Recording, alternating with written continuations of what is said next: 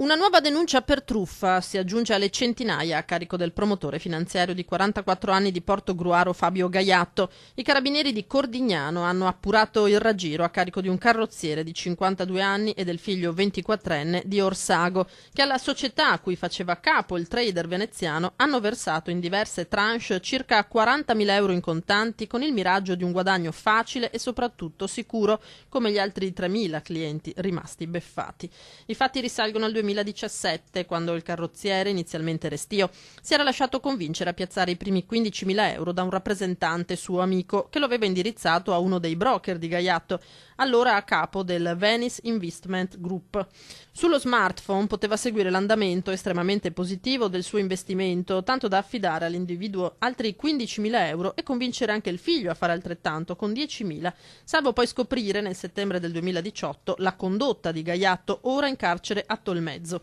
L'entourage del 44enne aveva cercato di minimizzare, raccontando al carrozziere che i broker della società si erano incontrati a casa sua per festeggiare perché le accuse stavano sfumando. Nulla di più falso, padre e figlio hanno presentato denuncia, al vaglio anche la posizione dei due intermediari.